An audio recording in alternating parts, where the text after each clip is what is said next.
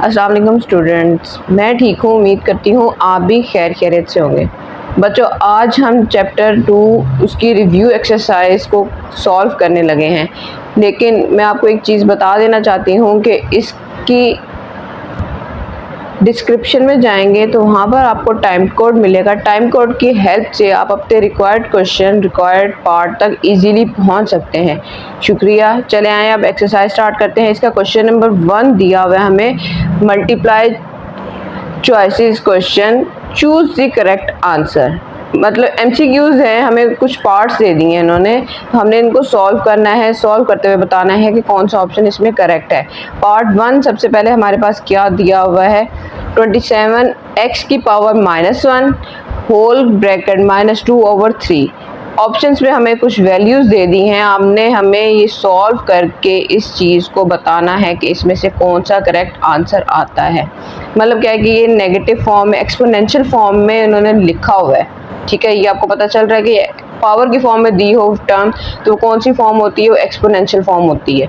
हमने इसको किस फॉर्म में लेकर आना है, रेडिकल फॉर्म में लेकर आना है। और ये कैसे होगा, जब हम इसको सॉल्व करेंगे। तो सॉल्व करते हैं इसको रफ वर्क में, और रफ वर्क में सॉल्व करते हुए हमने इसके आंसर को फाइंड करना है। जी बच्चों, ये हमारे पास वैल्यू दी हुई है। अब इसको हमने क्या करना है, इसकी वैल्यू को कन्वर्ट करना है, सॉल्व करना है। तो अब इसका क्या मतलब है, -2/3, ये वैल्यू दोनों के ऊपर पावर दी हुई है। तो क्या मैं इसको इस तरह लिख सकती हूँ, 27 की पावर -2/3 मल्टीप्लाई बाय x की पावर -1 -2/3। ये चीज़ लिखी जा सकती है ना। अब बच्चों यहाँ से हम क्या करेंगे, इस चीज़ की पावर को बनाते हैं, 27 को किसी चीज़ की पावर की फॉर्म में लेकर आते हैं। 3 की पावर 3 क्या होता है, 27 होता है। 3 को आपस में 3 टाइम मल्टीप्लाई करने से आंसर 27 ही आता है। ठीक है, -2/3 साथ वैसे का वैसे ही आ गया। यहाँ से ये -1 इस पावर के साथ जब मल्टीप्लाई होगा तो क्या आंसर आ जाएगा हमारे पास, x की पावर 2/3 आ जाएगा। ठीक है, ये दोनों वैल्यू जब भी मल्टीप्लाई ही हो रही हैं। ठीक है, अब यहाँ से ये पावर इस पावर के साथ कट गई तो ये क्या हो जाएगा, 3 की पावर -2 आ जाएगी, और यहाँ से ये x 2/3 की फॉर्म में रह जाएगा। नेगेटिव है, ठीक है, इसको पॉजिटिव करने के लिए क्या करना पड़ेगा, एक तो हम 3 की पावर 2 लें सपोज। अभी माइनस को पॉजिटिव करने के लिए क्या मेथड होता है कि ये यहाँ पे ऊपर मल्टीप्लाई हो रही है तो नीचे जाके क्या हो जाएगी, डिवीजन की फॉर्म में आ जाएगी। डिवीजन की फॉर्म में आप एक चीज़ तो ये देखें ना, 3 की पावर 2 है। ठीक है, नेगेटिव को हमने पॉजिटिव करना है। एक स्टेप में मैं करी क्योंकि हमने MCQ सॉल्व करने हैं। एक तो इसको नीचे लिख लेंगे और 3 की पावर 2 आ जाएगी। 3 की पावर 2 हमारे पास क्या होता है, 9 आंसर आता है। तो सिंपल मैं डायरेक्ट यहाँ पे 9 लिख रही हूँ। ठीक है, पॉजिटिव कैसे हुआ कि हम इस वैल्यू को ऊपर से नीचे ले आए तो पॉजिटिव हो गया।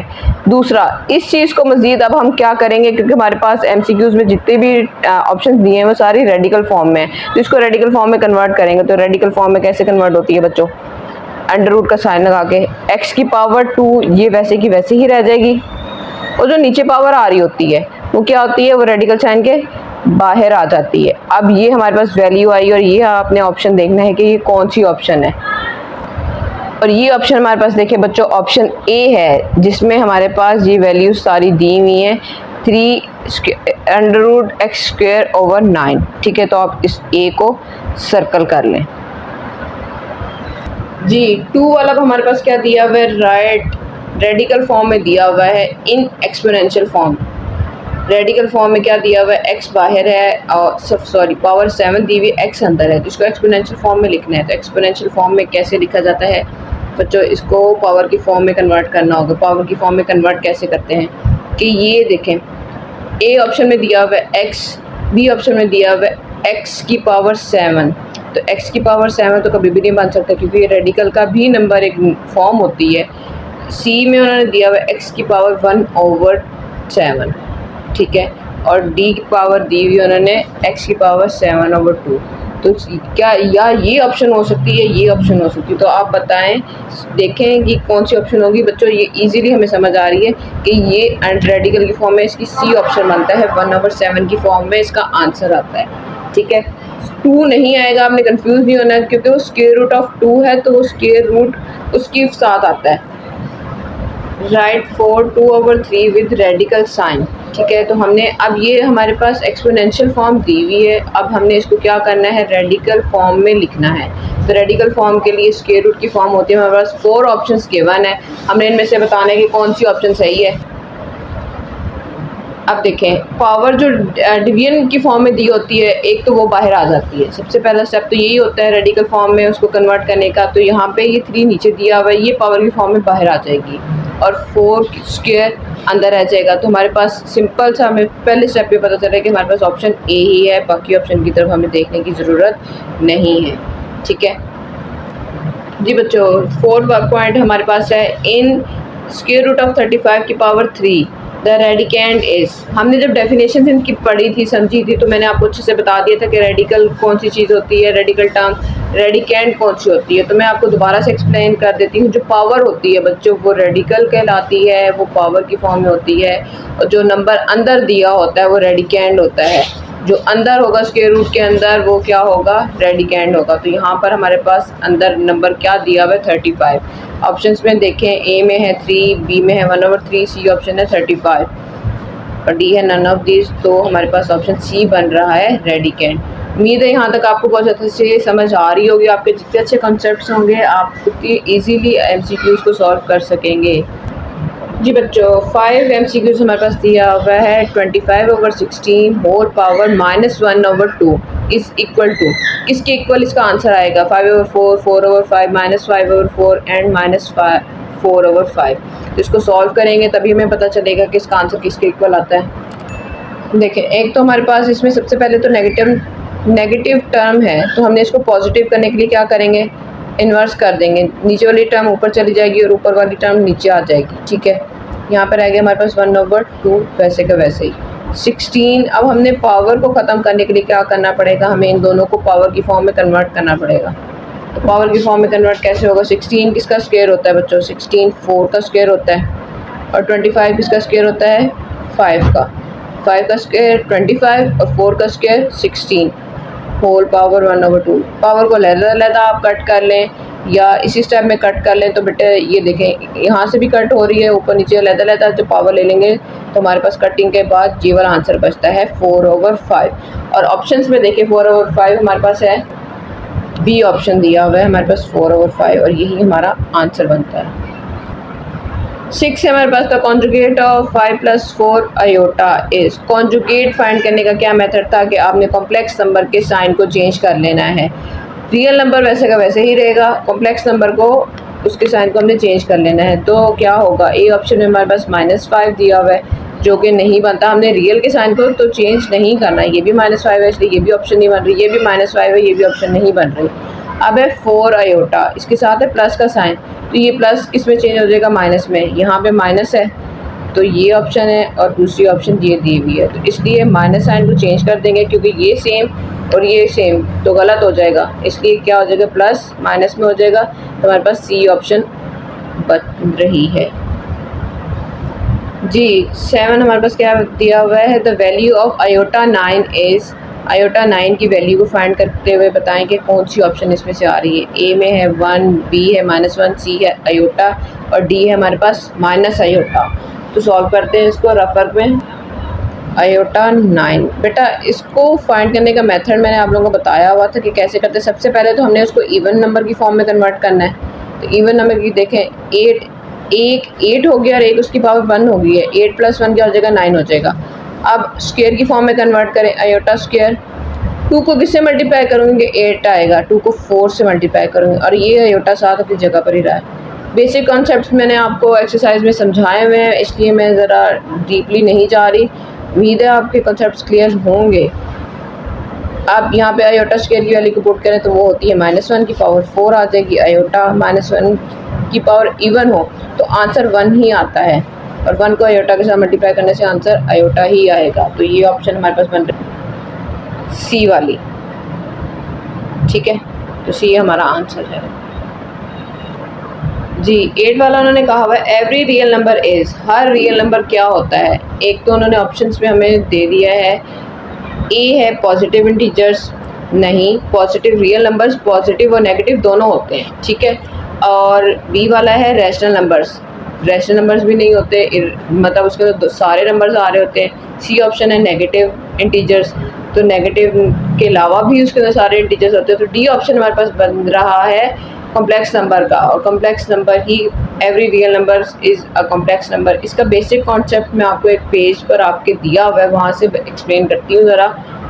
बच्चों ये देखिए पेज नंबर 48 पर अगर आप आएँ तो ये आपको डायग्राम नज़र आ रही होगी कॉम्प्लेक्स नंबर की। कॉम्प्लेक्स नंबर के अंदर कौन कौन से नंबर्स आते हैं वो सारे उन्होंने लिखे हैं। सबसे पहले ही उन्होंने बता दिया कि सबसे पहले रियल नंबर्स आते हैं, रैशनल नंबर से रैशनल नंबर सारे नंबर्स आते हैं। तो यहाँ से एक तो हमें क्लियर हो रहा है। दूसरा आप इसके ऊपर ऑब्जर्वेशन की लिखी हुई है, एक ऑब्जर्व डैट, उसका पहला पॉइंट ही पढ़ें तो उसके अंदर उन्होंने लिखा हुआ है कि every real number is also a complex number. ठीक है, तो इससे हमें हमारा ऑप्शन आंसर मिल रहा है। जी पार्ट 9 में उन्होंने पूछा हुआ है real part of 2ab bracket में है iota plus iota square is. हाँ, इस चीज़ को सॉल्व करते हुए आप बताएं रियल पार्ट इसमें से कौन सी ऑप्शन में आ रहा है। पहली ऑप्शन दी हुई है 2ab, सेकंड ऑप्शन है -2ab, थर्ड है 2ab आयोटा, और डी ऑप्शन में दिया हुआ है उन्होंने -2ab आयोटा। अब इसको सॉल्व करते हैं तभी हमें पता चलेगा कि इसका रियल पार्ट कौन सा होता है। जी ये वैल्यू है। अब इसको अंदर दोनों के साथ मल्टीप्लाई कर लेते हैं, 2ab iota square. Iota square की हमारे पास वैल्यू क्या होती है 2ab आयोटा के साथ वैसे के वैसे आ जाएगा 2ab -1। ठीक है, तो 2ab iota plus minus minus हो जाएगा 2ab। तो हमारे पास क्या वैल्यू आ रही है रियल पार्ट की। अब इसको अरेंज करके हम देख लेते हैं। हम पहले रियल पार्ट लिखते हैं, बाद में कॉम्प्लेक्स पार्ट लिखते हैं ना। तो इसको -2ab और ये प्लस है तो 2ab आयोटा। ये वाली टर्म हमारे पास रियल पार्ट है, ये वाली टर्म हमारे पास इमेजिनरी कॉम्प्लेक्स पार्ट है। तो हमारे पास ऑप्शन में आंसर क्या आना चाहिए -2ab। जी तो हमारे पास ये बी ऑप्शन बन रही है -2ab वाली। ठीक है, सॉल्व किया, हमारे पास आंसर आ गया। ये रफ वर्क का काम था, रफ वर्क में इसको सॉल्व करना है। 10th पार्ट उन्होंने दिया हुआ है हमें MCQs. Imaginary part of minus iota bracket में है 3 आयोटा प्लस 2 इज। अब इमेजिनरी पार्ट आपने फाइंड करके बताना है इन ऑप्शन में से कौन सा है। ऑप्शन ए दी हुई है -2, बी ऑप्शन है 2, सी ऑप्शन है 3 और डी ऑप्शन है -3। तो चलिए सबसे पहले इसको रफ वर्क में सॉल्व करते हैं। जी वैल्यू दी हुई है, अब इसको मल्टीप्लाई कर लें आप simple. -3 iota square, iota iota के साथ मल्टीप्लाई हो गया तो आयोटा स्क्वायर बन गया, प्लस माइनस -2 आयोटा आ जाएगा। आयोटा स्क्वायर की वैल्यू को पुट किया 3 -1 -2 आयोटा, और ये हो जाएगा 3 माइनस माइनस प्लस हो जाएगा, इसलिए 3 1 जार 3 आंसर आ गया -2 आयोटा। ये हमारे पास रियल पार्ट है, ये वाला हमारे पास क्या है इमेजिनरी पार्ट है। तो -2 हमारे पास आंसर आ रहा है। तो सिंपल इसमें ए ऑप्शन हमारे पास बन रही है। ठीक है, जो हमारे पास 11th MCQs दिया हुआ है, which of the following sets have the closure property with respect to addition. कुछ सेट्स दे दिए हैं, आपने बताना है कौन सा परफेक्ट है क्लोजर प्रॉपर्टी के लिए विद रिस्पेक्ट टू एडिशन। तो सबसे पहले तो मैं आपको आंसर बता देती हूँ कि इसके अंदर जो आंसर है वो हमारा ए ऑप्शन बन रहा है। कैसे बन रहा है ये मैं आपको ज़रा सॉल्व करके बताती हूँ। जी देखें, 0 के अंदर हम +0 कर लें तो आंसर हमारे पास क्या आ रहा है 0 आ रहा है। आपके सेट में जो आंसर है ठीक है वही आना चाहिए। अब दूसरे ऑप्शन हमारे पास बी ऑप्शन में क्या दिया हुआ था 0 -1। अब देखें अगर मैं करती हूँ 0 + 0 और -1 + 1, ठीक है, एक दफ़ा प्लस के साथ दोनों को कर लिया, इसको भी कर लिया। अब इसको अगर इसके साथ करते हैं 0 -1 और -1 -1, मतलब इसको प्लस के साथ भी कर रहे हैं हम, इसको माइनस के साथ भी कर रहे हैं। इन दोनों को प्लस भी किया, इन दोनों को माइनस भी किया। आंसर हमारे पास ये वही आना चाहिए जो सेट के अंदर गिवन हो। तो इसको सॉल्व करने से तो 0 आ रहा है, इसको सॉल्व करने से -1 आ रहा है, ये दोनों आंसर्स तो इसके अंदर हैं। पर इसको सॉल्व करने से 0 आ रहा है, पर इसको सॉल्व करने से -2 आ रहा है जो सेट के अंदर नहीं है, इसलिए ये वाला सेट नहीं बनता क्लोजर प्रॉपर्टी का। थर्ड और फोर्थ ऑप्शन को भी आप चेक कर लें खुद ही सॉल्व करके, तो आपको पता चल जाएगा कि उनके आंसर्स भी नहीं हैं क्लोजर प्रॉपर्टी के अकॉर्डिंग। इसीलिए हमारे पास ऑप्शन ए बचता है जो क्लोजर प्रॉपर्टी का बनता है। ठीक है, तो उसको मैंने इसीलिए सबसे पहले टिक कर लिया था। 12th MCQs है, name the property of real numbers used in -5/2 multiply by 1 is equal to -5/2। कोई भी नंबर जिसको हम 1 से मल्टीप्लाई कर दे और आंसर वही नंबर आए, वो कौन सी प्रॉपर्टी होती है बच्चों? ये आपको अच्छे से याद होगी कि वो हमारे पास एडिटिव आइडेंटिटी नहीं होती, मल्टीप्लिकेटिव आइडेंटिटी होती है। ठीक है, तो सी ऑप्शन हमारे पास बन रहा है। ना ही ये इन्वर्स है, ना ही एडिटिव इन्वर्स है, ना ही मल्टीप्लिकेटिव इन्वर्स है, ये आइडेंटिटी है। 1 से मल्टीप्लाई होने से उसने अपनी आइडेंटिटी को चेंज नहीं किया है। ठीक है जी बच्चों, 13 हमारे पास MCQs दिया हुआ है। If x y and z 3 numbers हैं बिलोंग्स टू रियल नंबर्स, वो रियल नंबर से बिलोंग करते हैं। z is less than 0, z की वैल्यू 0 से छोटी है। छोटी है तो मतलब 0 से नेगेटिव वाली वैल्यूज़ होंगी इसकी सारी। ठीक है, सारी वैल्यूज ये नेगेटिव साइड पे जा रहा होगा। Then x is less than y। इनमें से बताएं कि अब कौन सी ऑप्शंस ठीक बैठती है, तो इसको सॉल्व करते हैं ज़रा। जी, हमारे पास कंडीशन क्या दी हुई है? x is less than y। ठीक है, और हमारे पास क्या दिया हुआ है? उन्होंने z दिया हुआ है। z को अगर हम दोनों तरफ मल्टीप्लाई कर दें, xz और yz। ठीक है, अब मल्टीप्लाई करने से क्या होगा कि आपको याद होगा नेगेटिव वैल्यू का क्या हो जाता है, साइन चेंज हो जाता है, क्योंकि z की वैल्यू हमारे पास क्या थी? नेगेटिव थी। तो नेगेटिव की तो ये कंडीशन थी कि अगर जो ग्रेटर देन का साइन होता है वो लेस देन के साइन में चेंज हो जाता है, साइन ऑपोजिट हो जाते हैं।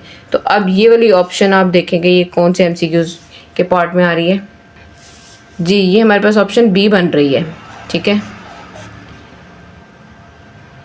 ये भी नहीं है क्योंकि ये ग्रेटर देन का शो कर रहा है, ये लेस देन का है, ये इक्वल का और अगला नन का है, तो हमारे पास बी ऑप्शन आ रहा है। सिंपल, उम्मीद है ये अच्छे से समझ आ गई होगी।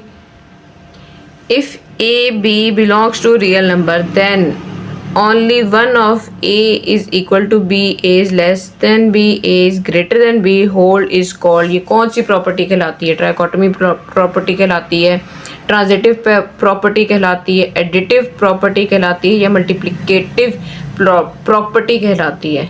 तो बच्चों ये आपको बहुत अच्छे से याद होंगी या प्रॉपर्टीज़ के, ये ए ऑप्शन हमारे पास आंसर में आ रहा है। जी, लास्ट MCQs है हमारे पास इस एक्सरसाइज का। A non terminating non occurring decimal represent. जो नॉन टर्मिनेटिंग नंबर्स हैं, जो चलते जा रहे होते हैं, जो रिपीट हो रहे होते हैं, वो कौन से नंबर्स होते हैं?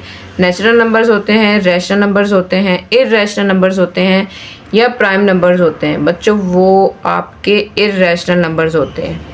इर्रेशनल नंबर्स की आगे से ये 2 टाइप्स बनती हैं डेसिमल में, नॉन टर्मिनेटिंग और नॉन रिकरिंग की।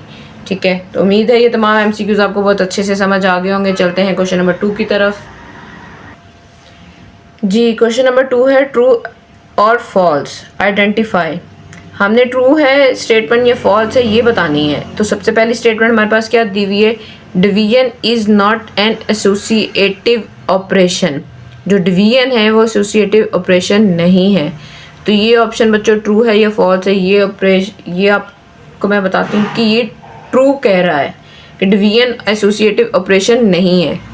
पहले लिख लेते हैं एक दफ़ा, अब मैं आपको एक्सप्लेन करती हूँ कि कैसे नहीं है। देखें, हम एसोसिएटिव ऑपरेशन क्या होता है? a + b + c is equal to a + b + c। इन दोनों को ऐड कर लें या इन दोनों को ऐड कर लें, आंसर हमारे पास सेम आ रहा होता है। इसी तरह हमारे पास मल्टीप्लिकेशन में भी होता है। ठीक है, पर ये चीज़ डिवीजन में अप्लाई नहीं होती। डिवीजन अगर हम करेंगे तो हमारे पास आंसर डिफरेंट आएगा, a divided by b divided by c, a divided by b divided by c। आप कोई भी नंबर्स, कोई भी टर्म्स लेके सॉल्व करके देख लें तो आपका आंसर डिफरेंट आएगा। तो इसीलिए ये स्टेटमेंट ट्रू है, वो सही कह रहा है कि division is not an associative operation. Second statement है every whole number is a natural number. तो होल नंबर्स क्या है? वो सारे के सारे नेचुरल नंबर्स भी हैं। क्या ये स्टेटमेंट ट्रू है या फॉल्स है?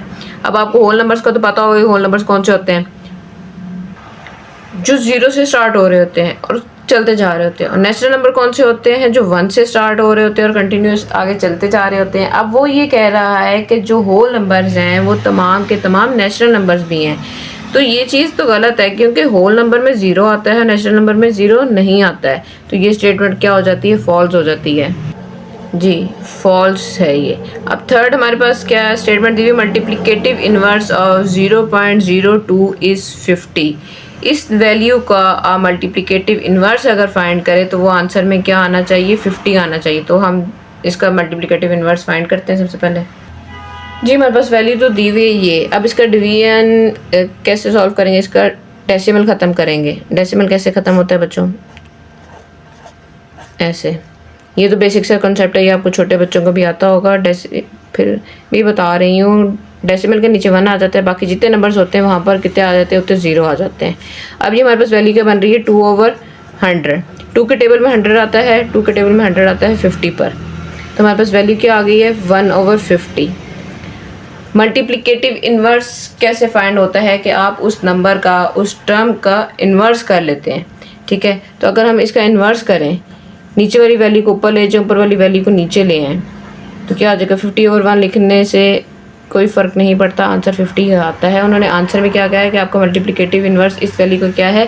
50 है। तो जी बिल्कुल वो सही कह रहे हैं, इसका मल्टीप्लिकेटिव इन्वर्स 50 ही है। तो इसलिए ये स्टेटमेंट क्या कहलाएगी? ट्रू स्टेटमेंट कहलाएगी। फोर्थ स्टेटमेंट में क्या कह रहे हैं? Pi is a rational number. जो पाई है वो रैशनल नंबर है, नहीं पाई इर्रेशनल नंबर है। ये स्टेटमेंट फॉल्स है। ये आपको MC objective point of view से मैंने अच्छे से बताया हुआ है कि पाई की वैल्यू क्या है। 3.14 समथिंग चलती जा रही होती है। पी और क्यू की फॉर्म में जो नंबर्स होते हैं वो रैशनल नंबर्स होते हैं, तो ये तो डेसिमल फॉर्म में होती है, इसलिए स्टेटमेंट फॉल्स है। Every integer is a rational number. Her integers क्या होते हैं? जो नेगेटिव टर्म्स होते हैं वो क्या होते हैं? रैशनल नंबर होते हैं। जी बिल्कुल, जिसके नीचे कुछ नहीं होता बच्चों, उसके नीचे 1 होता है, इसलिए पी और क्यू की फॉर्म बन जाती है। तो क्या कहलाया जाएगा कि इंटीजर्स भी रैशनल नंबर होते हैं। तो ये स्टेटमेंट क्या है? ट्रू स्टेटमेंट है। ठीक है, इंटीजर्स मतलब देखें, हमारे पास कोई भी नंबर आप ले लें, -5, -7, -100, कुछ भी नहीं है, उनके नीचे 1 है, तो ये पी और क्यू की फॉर्म तो बन रही है ना, पी और क्यू।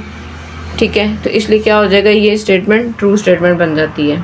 6 स्टेटमेंट में कहा हुआ है subtraction is a commutative operation. पहली जो हमारे पास थी condition, division is not a associative operation. इसी तरह बच्चों सब्ट्रैक्शन भी कम्यूटेटिव ऑपरेशन नहीं है।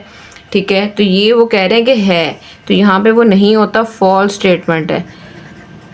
ठीक है, हम plus commutative operation with respect to addition पढ़ा हुआ है आपने बुक में, या विद रिस्पेक्ट टू मल्टीप्लिकेशन पढ़ा हुआ है, तो इसलिए सब्ट्रैक्शन के अकॉर्डिंग तो हमने नहीं पढ़ा हुआ, तो ये फॉल्स हो जाएगी। 7th में वो कह रहे हैं every real number is a rational number. Her real number जो होता है वो रैशनल नंबर होता है। तो ये स्टेटमेंट क्या है? ये भी फॉल्स है। फॉल्स कैसे है बच्चों? स्क्वायर रूट ऑफ कोई भी वैल्यू हो, स्क्वायर रूट ऑफ 2 है, स्क्वायर रूट ऑफ 9 है, ठीक है, ये पी और क्यू की फॉर्म में नहीं है। ठीक है, तो इसलिए ये क्या हो जाती है? स्टेटमेंट हमारी फॉल्स हो जाती है। Decimal representation of a rational number is either terminating और रिकरिंग। जी बिल्कुल, ये देखें, decimal representation of rational number is, अब उन्होंने क्या कहा हुआ है कि रैशनल नंबर की जो रिप्रेजेंटेशन होती है डेसिमल अकॉर्डिंग उनके नाम टर्मिनेटिंग का ही होता है और रिकरिंग का ही होता है। तो वो बिल्कुल सही बात कह रहे हैं, इसलिए हम इसे क्या कहेंगे? ट्रू कह देंगे। पार्ट 9 लास्ट में वो क्या कह रहे हैं? 1.8 बार इज़ इक्वल टू 1 + 8/9। इस चीज़ को सॉल्व करते हैं और फिर देखते हैं कि क्या वो इस चीज़ के इक्वल आ रही है कि नहीं आ रही, तभी हमें पता चलेगा ये स्टेटमेंट ट्रू है या फॉल्स है। जी, एलसीएम लेंगे, जिसके नीचे कुछ नहीं होता उसके नीचे 1 होता है। एलसीएम इसका 9 आ रहा है, इसके साथ भी 9 को मल्टीप्लाई कर दिया, इसके साथ भी 9 को मल्टीप्लाई कर दिया, 9 + 8/9। 9 + 8 इज़ इक्वल टू, ऐड करें तो आंसर हमारे पास आता है 17/9। कैलकुलेटर के ऊपर इन दोनों की वैल्यूज़ को डिवाइड करें। 17 डिवाइडेड बाय 9,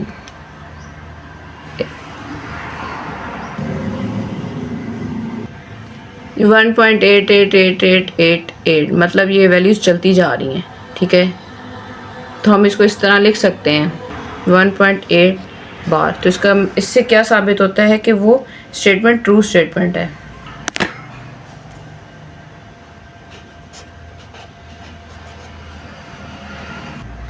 उम्मीद है ये तमाम ऑब्जेक्टिव्स, ये तमाम पार्ट्स आपको अच्छे से समझ आ गए होंगे। बच्चों, अगर आपने मेरे चैनल को अभी तक सब्सक्राइब नहीं किया तो प्लीज़ मेरे चैनल को सब्सक्राइब कर लें। ये आपका प्यार होता है, आपका हौसला होता है, जो हम जैसों के लिए बहुत ज़रूरी होता है। अगर आपको मेरी वीडियोस अच्छी लग रही हैं तो आप उनको लाइक ज़रूर करें। क्वेश्चन नंबर 3 अब हमारे पास दिया हुआ है, सिंप्लीफाई द फॉलोइंग। उसका पार्ट 1 हमारे पास है square root of, square root नहीं, आप अभी से कहेंगे फोर्थ रूट, पावर 4 दी हुई है।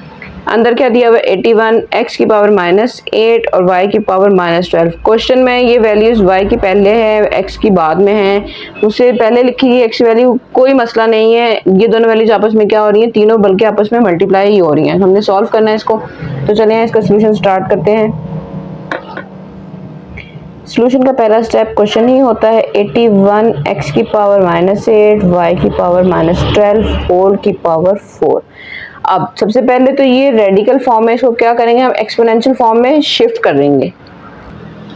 तो इसकी एक्सपोनेंशियल फॉर्म क्या बन रही है हमारे पास 81, x की पावर -8, y की पावर -12 होल की पावर 1/4। जब भी पावर को आप लिखेंगे तो ओवर की फॉर्म में लिखेंगे, आप कभी भी डायरेक्ट होल की पावर 4 नहीं लिख सकते, क्योंकि रेडिकल के साइन की वजह से यहाँ पे 1/4 आएगा, ये 1/3, 1/5 जो भी वटएवर।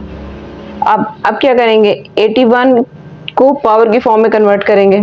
ठीक है, तो इसको पावर की फॉर्म में कन्वर्ट करने का सबसे इजी मेथड यही है कि आप उस वैल्यू का एलसीएम ले लें।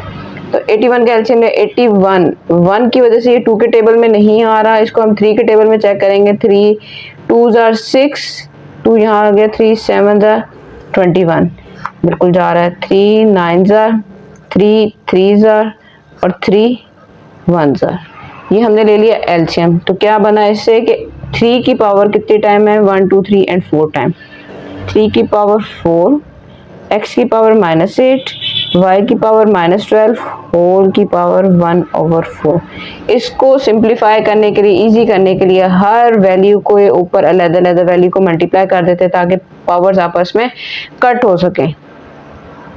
3 की पावर 4 मल्टीप्लाई बाय 1/4, x की पावर -8 मल्टीप्लाई बाय 1/4, y की पावर -12 मल्टीप्लाई बाय 1/4। 4 4 से कट गया, 4 1s are 4 2s are 4 1s are 4 3s are 12। तो हमारे पास वैल्यू क्या बच रही 3 की पावर 1 थी।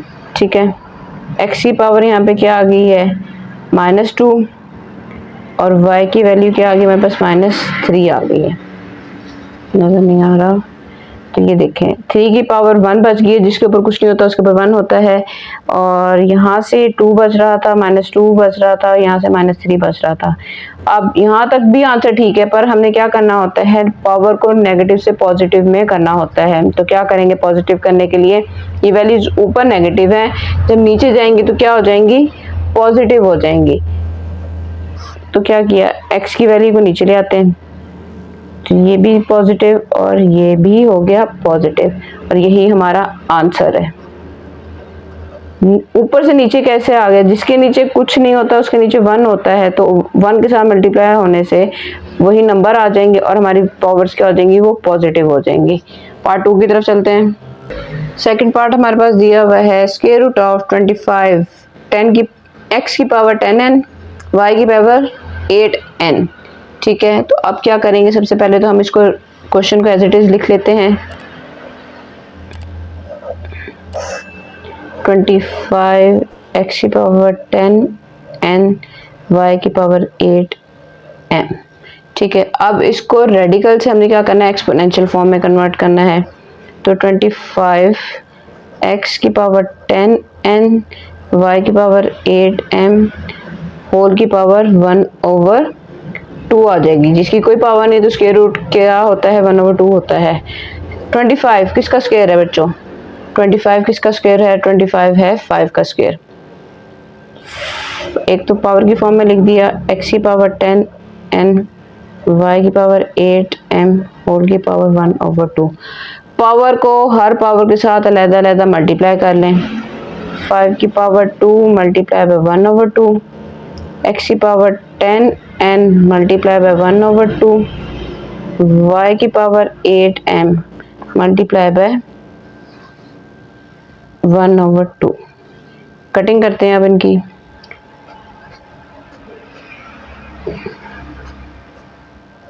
सिंपल कटिंग है। 2 5 are 10, 2 4 are 8। तो 5 की पावर हमारे पास 1 बच रही है, 1 लिखने की जरूरत नहीं है। x की पावर 5n बच गई और y की पावर हमारे पास क्या बच गई? 4m। ठीक है, सिंपल जो वैल्यूज बच गई हैं वही हमारा आंसर है। क्योंकि ये वैल्यूज पॉजिटिव थी इसलिए यहीं पर ये क्वेश्चन स्टॉप हो जाता है। बहुत इजी, बहुत सिंपल क्वेश्चन है। उम्मीद है आपको बहुत अच्छे से समझ आ रहे होंगे।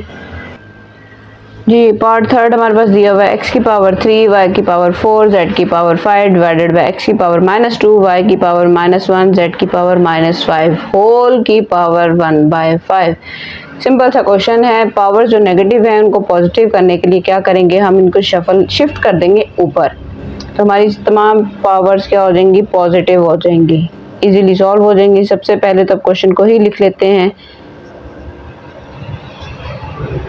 डिवाइडेड बाय x की पावर -2, y की पावर -1, z की पावर -5 होल की पावर 1/5। अब क्या करना है? तमाम वैल्यूज को ऊपर शिफ्ट करना है, तो बल्कि नीचे ही लिख लेते हैं। x की पावर 3 और ये x की पावर क्या आ जाएगी? 2। नीचे से ऊपर चला गया तो क्या हो जाएगा? +2। इसी तरह y की पावर 4, y की पावर +1, क्योंकि ये माइनस था +1 हो गया। z की पावर 5, z की पावर 5, ये माइनस था ऊपर जाके क्या हो गया? प्लस हो गया। होल की पावर 1/5। x की पावर बेसिस सेम, उनकी पावर्स ऐड हो जाती हैं।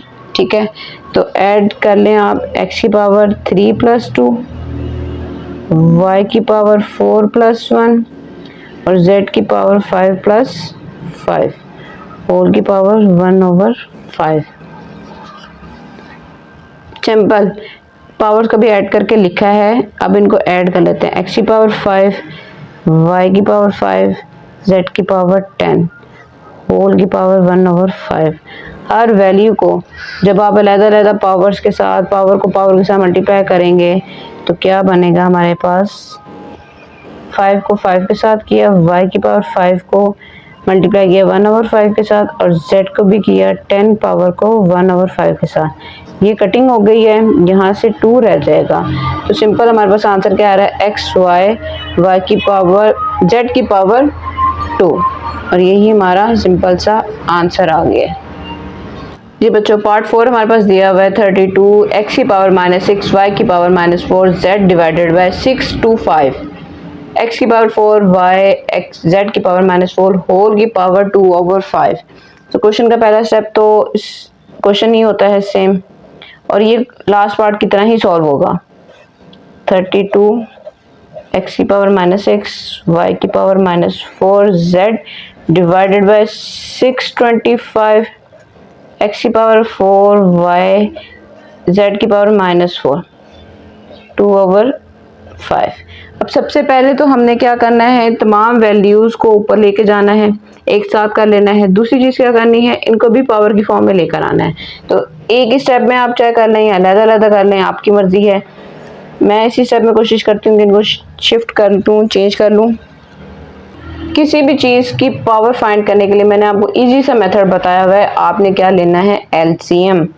एलसीएम ले लें, आपके पास पावर की फॉर्म ऑटोमेटिकली बन जाएगी। 32 है तो इसको सबसे छोटी टर्म 2 की टेबल में करते हैं। 2 1 जा 2, 8 जा 16, 2 4 जा 2, 2 जा और 2 वन ज़ा 1 2 3 4 5, 2 की पावर 5 आ गई। ठीक है, अब इसी तरह है हमारे पास नंबर 625। 625 को हम ये 2 के टेबल में भी नहीं जाता, 3 के टेबल में भी नहीं जाता, क्योंकि 24 आएगा, 25 नहीं आएगा। तो इसको 5 के टेबल में करके देखते हैं। 5 1 ज़ा 5, यहाँ पर आ जाएगा 1, 5 2 ज़ा 10, 2 यहाँ चला जाएगा, 5 5 ज़ा 25, 5 2 ज़ा 10, 2 यहाँ चला गया, 5 5 5 ज़ा 5 1 ज़ा। तो 5 की पावर हमारे पास कितनी आ गई है? 4 आ गई है। ठीक है, 5 की पावर 4। अब ये तमाम वैल्यूज मैं ऊपर लेके जा रही हूँ। x की पावर -6, x की पावर ये प्लस है, ऊपर जाके क्या हो जाएगा? -4 हो जाएगा। y की पावर -4, ये x की पावर जिसके ऊपर कोई नहीं होता उसके ऊपर 1 होता है, और उसकी पावर प्लस थी तो इसके ऊपर जाके क्या हो जाएगी? माइनस हो जाएगी। और अब ये स्टेप मैं z का नीचे लिख रही हूँ, समझ जाइएगा। जिसके ऊपर कुछ नहीं होता उसके ऊपर 1 होता है, और दूसरे के ऊपर ये -4 था तो ये क्या हो जाएगा? +4 हो जाएगा। ये चीज़ आगे ही आनी थी, मेरी जगह कम थी इसलिए मैंने नीचे लिख दी है। अब क्या करेंगे? वैल्यूज़ को सॉल्व करते हैं। 2 की पावर 5 ओवर 5 की पावर 4, इसकी होल की पावर 2 ओवर 5 आप साथ साथ लिखें। ठीक है, और यहाँ से क्या वैल्यू आ रही है हमारे पास? आप डायरेक्ट भी लिख सकते हैं, इकट्ठा करके लिख के भी सॉल्व कर सकते हैं। x की पावर -6 -4, y की पावर -4 -1, z की पावर 1 + 4। ठीक है, तो होल की पावर 2 ओवर 5 आ जाएगी। अब इसको अगर मज़ीद सॉल्व करें तो 2 की पावर 5 ओवर 5 की पावर 4, x की पावर -10, y की पावर -5, z की पावर 5। ठीक है, ये चीज़ आ गई है। और क्या होगा? होल की पावर 2 ओवर 5। अब क्या करेंगे? हर वैल्यू को उसकी पावर के साथ मल्टीप्लाई कर देते हैं।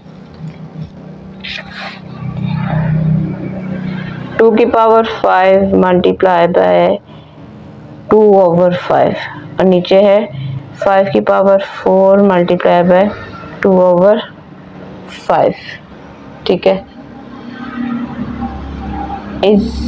और यहाँ से x की पावर -10, 2 ओवर 5, y -5, ब्रैकेट लगा रही हूँ, मतलब मल्टीप्लाई ही हो रहा है।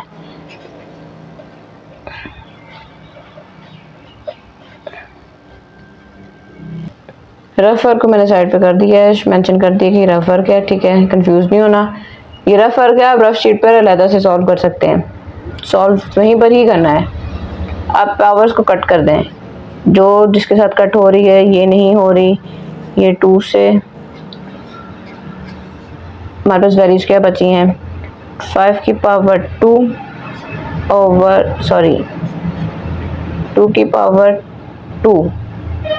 ठीक है, और 5 की पावर 4 2 ज़ा 8 ओवर 5, x की पावर -4, y की पावर -2 और z की पावर 2। ठीक है, जो जो वैल्यूज बच गई हैं मैंने वो लिख दी हैं। अब क्या करेंगे? ये नेगेटिव है, इनको पॉजिटिव करने के लिए नीचे ले जाएंगे। 2 की पावर 2, इसका आंसर क्या आता है? 4। नीचे है 5, 8 की पावर 5, 8 ओवर 5, ये माइनस नीचे आगे प्लस हो गया, x की पावर 4 होगी, y की पावर 2 होगी, ऊपर z का स्क्वायर वैसे का वैसे ही रह गया। ठीक है, यहाँ तक भी आपका आंसर कंप्लीट हो रहा है। लेकिन अगर आपने बुक के पीछे आंसर को टैली किया हो तो आप गौर करें, वहाँ पे ये चीज़ नहीं है, उन्होंने इस चीज़ को मज़ीद ब्रेक करके लिखा हुआ है। वो कैसे लिखा हुआ है और मैं बताती हूँ आपको। ये देखें, उन्होंने लिखा हुआ है 5 multiply by 5, 3 over 5। Basis same हो, उनकी पावर्स को हम क्या कर लेते हैं? ऐड कर लेते हैं। जिसके ऊपर कुछ नहीं होता उसकी पावर क्या होती है? 1 होती है। 1 + 3 ओवर 5, एलसीएम लें, ये भी 5 से मल्टीप्लाई हो जाएगा, ये भी 5 से मल्टीप्लाई हो जाएगा। 5 + 3/5 इज इक्वल टू 8/5। ये चीज़ और ये चीज़ मतलब सेम है, ठीक है। x की पावर 4 y की पावर 2 और यही हमारा आंसर दिया हुआ है। उम्मीद है ये क्वेश्चन आपको बहुत अच्छे से समझ आ गई होगी। बार बार वीडियो को देखें, समझें, सॉल्व करें। जितनी प्रैक्टिस करेंगे उतना अच्छा रहेगा आपके लिए। क्वेश्चन नंबर 4 हमारे पास दिया हुआ है। Simplify square root of 216 whole की पावर 2/3 मल्टीप्लाई बाय 25 की पावर 1/2 डिवाइडेड बाय 0.04 की पावर -3/2। इस चीज़ को सॉल्व करें। सोल्यूशन का पहला स्टेप क्वेश्चन नहीं होता, वो मैंने एज इट इज़ लिख लिया है। अब इसको सॉल्व करेंगे। सॉल्व कैसे करेंगे? सबसे पहले तो हम इसकी पावर की फॉर्म में इसको लेकर आते हैं, इसको भी पावर की फॉर्म में लेकर आएंगे और इसको भी डेसिमल फॉर्म से शिफ्ट करते हैं, ख़त्म करते हैं इसका डेसिमल। तो पावर की फॉर्म में लेकर आने के लिए क्या करना पड़ेगा? हमें एलसीएम लेना पड़ेगा 216 का 2 1 जा 2। अब 0 कैसे आया ये मत पूछिएगा। जब 2 डिजिट्स को लेते हैं तो एलसीएम में 0 एक आ जाता है। 2 5 जा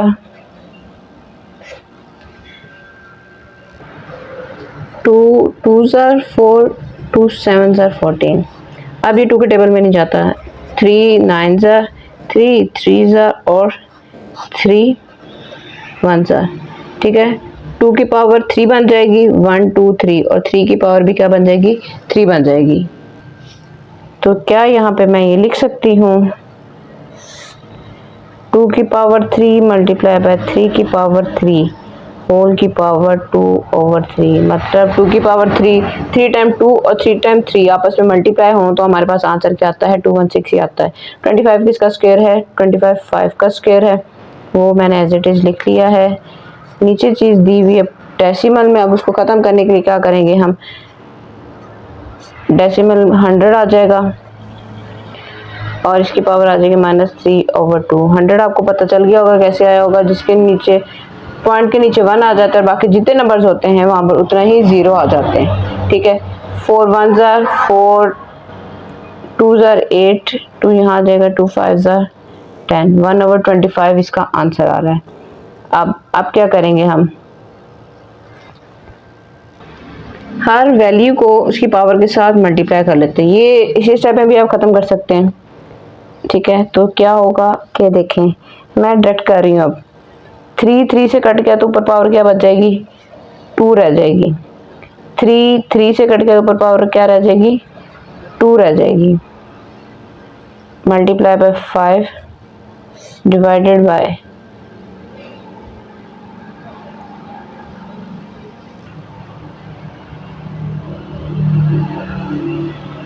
इसको उल्टा कर लें। नीचे है तो ऊपर चला जाएगा तो क्या हो जाएगा? 25। उल्टा करने से क्या होगा? इसकी पावर का साइन क्या हो गया? चेंज हो गया। पावर किस में आ गई है? माइनस थी, क्या हो गई? प्लस हो गई। 25 किसका स्क्वायर होता है? 5 का। 2 का स्क्वायर मल्टीप्लाई बाय 3 का स्क्वायर मल्टीप्लाई बाय 5। एक चीज़ मैं भूल रही हूँ, भूल नहीं रही, मैं आपको बताती हूँ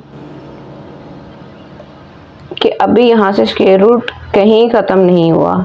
स्क्वायर रूट की वैल्यू है, सॉरी यहाँ से थोड़ा सा टेढ़ा हो गया, इसके ऊपर भी स्क्वायर रूट है, ठीक है। ये स्क्वायर इस स्क्वायर रूट के साथ कट गया। अब हमारे पास क्या रह जाएगा? 2 का स्क्वायर मल्टीप्लाई बाय 3 का स्क्वायर मल्टीप्लाई बाय 5/5 की पावर 3। अब इसको ख़त्म कर लेते हैं, स्क्वायर रूट को, इसको एक्सपोनेंशियल फॉर्म में ले आते हैं। अब स्क्वायर रूट को ख़त्म करेंगे तो क्या करेंगे हम? ये चीज़ वैल्यूज तो सारी की वैसे ही रह जाएंगी। बच्चों एक चीज़ देखें, अब 5 ऊपर 1 है, नीचे 5 3 टाइम है, तो क्या मैं इसको ये लिख सकती हूँ 5 का स्क्वायर और 5 1/2। मैंने इसी स्टेप में कर लिया, बजाय कि मैं अगले स्टेप में जाके करती, मैंने इसी स्टेप में इसको ले लिया है। ये देखें हमने, क्योंकि हमें जितना सिंप्लीफाई होता है उन्होंने कहा है आप उतना मैक्सिमम सिंप्लीफाई करेंगे। 5 ऊपर नीचे कट हो गया। अब क्या करेंगे? 2 का स्क्वायर मल्टीप्लाई बाय 3 का स्क्वायर ओवर 5 का स्क्वायर होल का स्क्वायर, हमारे पास क्या आ रहा है? 1/2 आ रहा है। हर वैल्यू को उसकी पावर के साथ मल्टीप्लाई करें। मल्टीप्लाई करने से हमारे पास क्या आंसर आ रहा है? हमारे पास सिंपल एक ही आंसर आ रहा है, 2 मल्टीप्लाई बाय 3/5। इसका 2 इसकी पावर के साथ कट गया, ये भी इसके साथ कट गया, ये वैल्यूज भी कट गई। आप एक स्टेप बढ़ा के भी लिख सकते हैं, क्वेश्चन लेंथी होता जाएगा। आप डायरेक्ट कर लें, जो चीज़ जितनी इजीली हो सकती है आप उसको इजीली कर लें, बजाय कि उनके स्टेप को बढ़ाने के। अब देखें 3 2 6, 5 नीचे वैसे का वैसे रह जाएगा। डेसिमल फॉर्म में लेके जाने की बजाय उसको यहीं तक स्टॉप कर दें। बुक के पीछे भी आपका यही आंसर है। उम्मीद है ये क्वेश्चन आपको अच्छे से समझ आ गई होगी। क्वेश्चन नंबर 5 हमारे पास दिया हुआ है, a की power p divided by a की पावर q होल की power p plus q multiply हो रहा है दूसरी ब्रैकेट के साथ, उसके ऊपर है a की power q divided by a की power r q plus r divided bye, ये चीज़ उनकी डिवीजन में है। मतलब क्या है कि इसकी डिवीजन में है 5, ए पी मल्टीप्लाई बाय ए की पावर r होल की पावर p माइनस r। ठीक है, तो अब इसको सॉल्व करते हैं। क्वेश्चन का पहला स्टेप सोल्यूशन ही होता है, उसको मैं लिख लेती हूँ जी। ये देखें, ये आपको समझाने के लिए मैंने इसको इस तरह लिखने के बजाय डिवीजन की फॉर्म में ही लिख दी है। ठीक है, तो अब इसको सिंप्लीफाई करते हैं। नीचे क्या करेंगे कि जो वैल्यूज नीचे हैं उनको ऊपर लेके जाते हैं। प्लस हैं तो यहाँ से क्या हो जाएंगी, ये माइनस हो जाएंगी। ए की पावर p, ए की power minus q, p plus q, ए की पावर q, ये भी प्लस है, ऊपर जाके क्या हो जाएगी, माइनस हो जाएगी, q plus r divided by 5। Basis same हो, उनकी पावर्स को क्या कर लेते हैं हम बच्चों, ऐड कर लेते हैं। तो ये क्या हो जाएगा a की पावर p प्लस r। नज़र नहीं आ रहा तो ये देख लें, मैंने सिंपल पावर्स को ऊपर अभी लेके गई हूँ। यहाँ पे बेसिस सेम थी, उनकी पावर्स को ऐड कर दिया है और होल की पावर p माइनस r लिख दी है।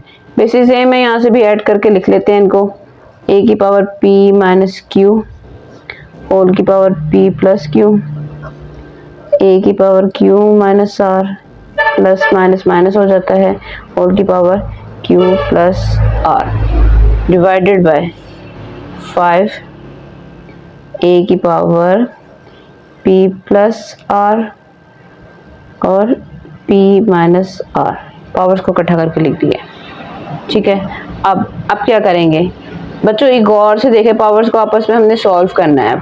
तो p plus q, p minus q, a square minus b square का फॉर्मूला बन रहा है, बिल्कुल बन रहा है। तो हम इसको फॉर्मूले की फॉर्म में अब लिखते हैं, a की power p square minus q square, a minus b, a plus b, इसके इक्वल आ गया यहाँ से q square minus r square, और नीचे हो जाएगा 5 a की power p square minus r square. ठीक है, अब मज़ीद क्या हो सकता है, अब ये हो सकता है कि ये वाली वैल्यूज़ को भी हम उठा के ऊपर ले जाते हैं। ठीक है, तो ऊपर सिर्फ a की वैल्यू को लेके जाएंगे, 1/5 नीचे का वैसे ही रह जाएगा। 1 लिखें या यहाँ पे यही मैं लिख देती हूँ एक दफ़ा, p की power p square minus q square, a की power q minus r square. ये वाली वैल्यू जब ऊपर गई, a की वैल्यू ये प्लस की थी, ऊपर जाके क्या होगी, माइनस की p स्क्वायर, और ये माइनस की थी तो क्या होगी, प्लस की हो जाएगी। ये स्टेप करने के लिए मैंने इस सारे क्वेश्चन को डिवीजन की फॉर्म में लिखा है, ताकि आप लोगों को इस चीज़ को समझना इजी हो जाए। अगर मैं इसी तरह जिस तरह क्वेश्चन में लिखा हुआ तो वैसे ही रहने देती, तो आपको ये स्टेप समझ नहीं आना था कि ये स्टेप एकदम से कैसे हो गया, क्या हो गया, ये माइनस प्लस प्लस माइनस कैसे चेंज हो गया। ठीक है, तो उस क्वेश्चन को, उस स्टेप को मैंने ईजी किया आप लोगों के लिए, सिर्फ इसलिए ताकि आप लोगों को मैथ्स मुश्किल ना लगे। ठीक है, मैथ्स मुश्किल नहीं है, सिर्फ उसके स्टेप्स को आप अपने लिए खुद से इजी बना सकते हैं जितनी प्रैक्टिस करेंगे। अब देखें, बेसिस तीनों की सेम हो गई हैं, तो हम क्या करेंगे, उनकी अब पावर्स को ऐड कर देंगे। a की power p square minus q square plus q square minus r square plus minus minus ही रह जाएगा, q square plus minus r square divided by 5। ठीक है, तो यहाँ से देखें जिस चीज़ की कटिंग हो रही है ना उसकी कटिंग कर देते हैं। तो यहाँ पे तो मुझे लगता है सभी की कटिंग हो रही है। ये इसके साथ कट गया, ये वैल्यू इसके साथ कट गई, ये वाली इसके साथ कट गई, तो a की पावर 0/5। और ये हमने लॉ पढ़ा था, a की पावर 0 हो किसके इक्वल होती है, 1 के इक्वल होती है। ठीक है, तो यहाँ पे आंसर हमारे पास क्या आ जाएगा, 1/5 आ जाएगा, और यही हमारा आंसर है। सिंपल सा क्वेश्चन था, सिंपल सी सिर्फ एक ट्रिक की स्टेप था इसके अंदर। उम्मीद है वो स्टेप आपको अच्छे से समझ आ गई होगी। बच्चों क्वेश्चन नंबर 6 हमारे पास दिया हुआ है, a की power 2l divided by a की power l plus m, a की power 2m divided by m plus n, a की power 2n divided by an plus l। ठीक है, n है, तो सॉल्यूशन का पहले स्टेप क्वेश्चन नहीं होता है, क्वेश्चन मैंने लिख लिया है। अब हम क्या करेंगे, तमाम वैल्यूज को जो पावर्स की फॉर्म में नीचे दी हुई हैं हम इनको ऊपर शिफ्ट कर देंगे। तो कैसे करेंगे, a की power 2l minus m minus n, तमाम पॉजिटिव क्या हो जाएंगे, नेगेटिव हो जाएंगे। ठीक है, यहाँ से a की power 2m minus m minus n, a की power 2n minus n minus l। अब हम क्या करेंगे, अब हम इनको सॉल्व करते हैं। ये यहाँ से देखें, ये दोनों माइनस हो रहे हैं, एक l और m बच जाएगा, यहाँ से m बच जाएगा, तो यहाँ से n बच जाएगा। सिंपल सा स्टेप है, 2 माइनस 1 1, साथ m वैसे ही आ गए, 2 माइनस 1 m एक बच गया, यहाँ से एक n बच गया, वो मैंने लिख दिया। बेसिस सेम हो उनकी पावर्स को हम क्या कर देते हैं, ऐड कर देते हैं। तो जल्दी से हम इनको ऐड करते हैं, ये देखें, ये लिख लिया प्लस m माइनस n, अब इसको ऐड करेंगे प्लस n माइनस l, ये प्लस का ये माइनस का, ये माइनस प्लस ये माइनस और प्लस कट गए, पावर क्या रहेगी 0। और किसी भी चीज़ की पावर 0 हो वो किसके इक्वल होती है, 1 के इक्वल होती है। और ये बहुत सिंपल मज़े का क्वेश्चन जल्दी से सॉल्व हो गया है। फटाफट से इसकी ज़्यादा से ज़्यादा प्रैक्टिस कर लें ताकि आपको ये अच्छे से याद हो जाए। जी बच्चों, इस एक्सरसाइज का, इस चैप्टर का लास्ट क्वेश्चन है, question number 7, third root of al divided by am multiply by am over an multiply by an over al। Question को मैंने एक दफ़ा सॉल्यूशन का पहला स्टेप लिख लिया है, अब इसको सॉल्व करेंगे। सॉल्व करने का क्या मेथड होगा कि जो नीचे वैल्यूज़ हैं हम उनको ऊपर ले जाएंगे। ठीक है, और दूसरे उसी स्टेप में हम क्या करेंगे, स्क्वायर रूट को कन्वर्ट कर देंगे, जो सॉरी स्क्वायर रूट नहीं थर्ड रूट है, रेडिकल साइन को कन्वर्ट कर देंगे जिसमें हम एक्सपोनेंशियल फॉर्म में, एक्सपोनेंशियल टर्म में। तो कैसे लिखा जाएगा, a की पावर l, a की पावर माइनस m, नीचे से ऊपर भी लेगी और ये 1/3 भी कर दिया। ठीक है, इसी तरह a की पावर m, a की पावर माइनस n, जो नीचे से ऊपर जा रहे हैं वो माइनस हो जाएंगे, ये भी माइनस हो गया, ये भी माइनस हो गया, 1/3। a की पावर n, ये भी ऊपर जाके क्या हो जाएगा, माइनस 1/3। बेसिस सेम हो तो उनकी पावर्स को हम क्या कर लेते हैं, ऐड कर लेते हैं। तो ऐड कर लेते हैं जल्दी से, ऐड तो होंगे नहीं, माइनस का साइन है इसलिए।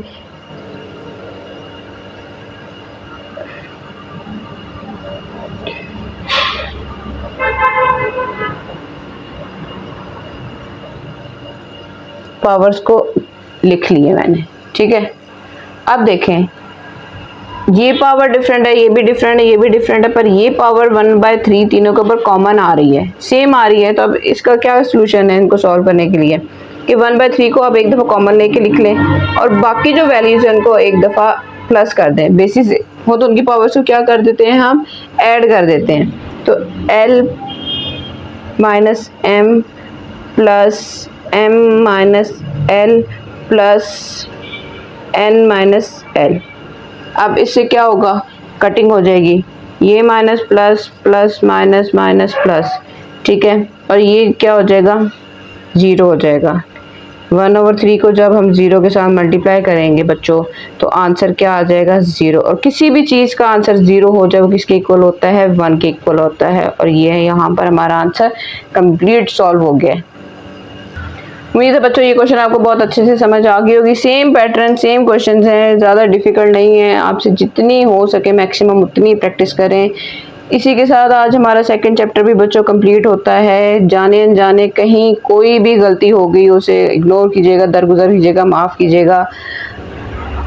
मैं पूरी कोशिश करती हूँ कि इजी से इजी मेथड लेकर आऊँ, आपको इजीली समझा सकूँ, आपके सारे कॉन्सेप्ट्स को क्लियर कर सकूँ।